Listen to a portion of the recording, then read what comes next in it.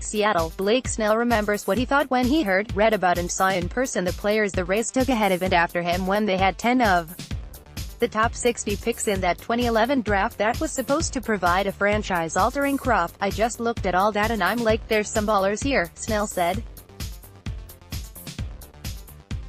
"For it not to pan out is really surprising. I thought draft-wise they did really good. You just don't know which way it's going to play out." 7 years later, which is more than enough time for a fair evaluation, the Rays' take from that group of 10, as well as their next 9 picks, is essentially, Snell. "Of the 6 players they took ahead of him, none yielded much except for heartache, frustration and sunk millions, save, maybe, for the prospect they got from Mighty Ma took Drew Smith, and flipped for the Lucas Duda rental and the $50,000 in Rule 5 cash for Tyler Godel. And that was better than the return for the rest, at least all the way down to Jake Faria as their 20th pick. Some say getting an ace-type starter such as Snell makes any draft a success and would call it that and move on. But the Rays were expecting so much more, evidenced even by the t-shirts the scouting department were given by the bosses as reminders not to, well, mess it up. And that makes it look, and to be fair, for reasons certainly not entirely in the Rays' control, like a colossal failure. This week, they have another rare chance for a foundation-building haul with a passel of picks, 5 of the first 71 starting at no. 16, and 7 of 120, and a $12.4 million bonus pool, second most of all teams. To maximize it, it's a great opportunity, amateur scouting director Rob Metzler said. "It's something where the picks, the bonus pool, really afford us an opportunity to add depth and impact to the system, and, most importantly, one they insist they are able to take more advantage of. I think we're just in a better position to process all of the information, all of the reports, all of the different information that's out there on each prospect, to handle all that information and build a draft board," Metzler said. "We are just further along in that process, when the Rays decided after that 2011 draft and a few more to move longtime scouting chief R.J. Harris into an advisor role and promote Metzler to director in July 2015. The talk, albeit somewhat hushed, was the Rays were shifting to a more sophisticated, data-oriented approach that would incorporate analytics and projections on amateur players rather than based primarily on Scout's eye test-based reports and other basic standards. More recently, the challenge is finding that proper balance, of not going too far the other way, while also incorporating other data points such as personality testing, comparative profiling and financial projections, as other teams are also trying. I think we've been able to test more over time, not to lift the curtain too much, but how much would be weighed on a scout's opinion on a bet versus 3 years of college performance," Metzler said.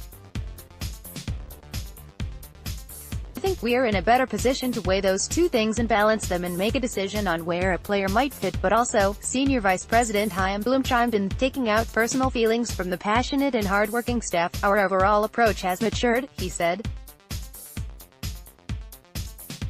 "It's not just balancing our visual evaluations with statistics, it's also making the best use of that passion and making sure that we have a process that isn't going to allow us to get carried away either towards someone or away from someone in a way that we shouldn't, and making sure that we're letting the work that everybody puts in speak for itself in the most consistent way possible." The best test of the new plan has been time, seeing how recent draftees have performed in the minors and hearing what the player development sees in them on and off the field versus what the projections and reports said. "There is part science, and there is part art," Metzler said.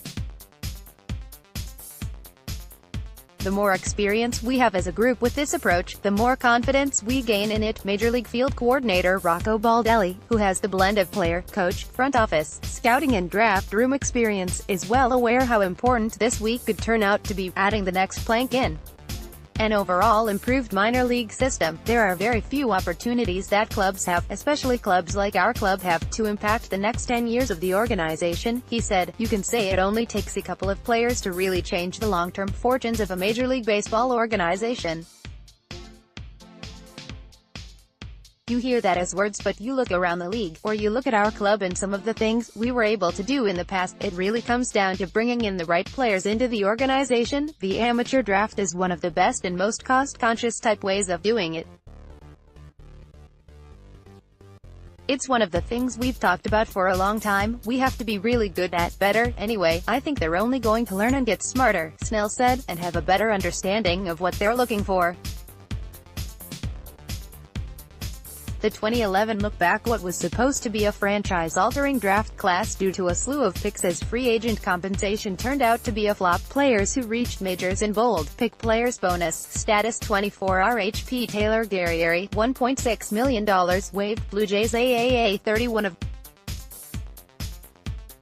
7 of the top 120, pick reason value 16 first round $3.60 million 31 losing free agent Alex Cobb $2.22 million 32 unsigned pick Drew Rasmussen $2.17 million 56 second round $1.23 million. What stops the Rays from switching at the last minute to LHP Johnny Venters? Or they could do it after one pitch right. Go Gomez, is of Carlos Gomez asking for trouble with his ongoing complaining about what he feels is a lack of randomness in MLB's drug testing program. Friends have told him to quiet down, but he insists with nothing to hide that he'll take whatever additional scrutiny and testing comes. I have lots of Rays rumbling zone. Another LHP JP Howell, just signed for free with the Independence and Rafael Calif Pacifics. If you picked All-Stars now, it would be Snell, right? There's no exact date to avoid the cutoff for potential Super 2 eligibility since it's determined by a percentage of candidates, and the Rays will likely be cautious, but it's getting close. Then prospects can start coming up freely. USA Today's Bob Nightingale has RHP Chris Archer fifth in his most likely to be traded list, predicting a deal to the Cubs for a package headlined by catching prospect Victor Caratini. Wednesday's crowd in Oakland of 6,705 was the fifth smallest the Rays ever played before, 3 in Montreal in 2001 under 5,500 in the Trop low 6,509 last Sept. 5. Cool touch for the Rays to have baseball ops administrator Sandy Dingler as their rep at the draft, the first woman to do so. With AL East teams playing NL West next season, let's hope the schedule makers, or the programmers of the schedule-making computer, provide the logical theater of bringing Evan Longoria's Giants to the Trop, though the Rays haven't been out there since 2002. The Rays are the guests for the June 17th Yankees Old Timers Day with some players who don't seem that old. LHP Andy Pettitte, DH Jason Giambi, 1B, of Nick Swisher.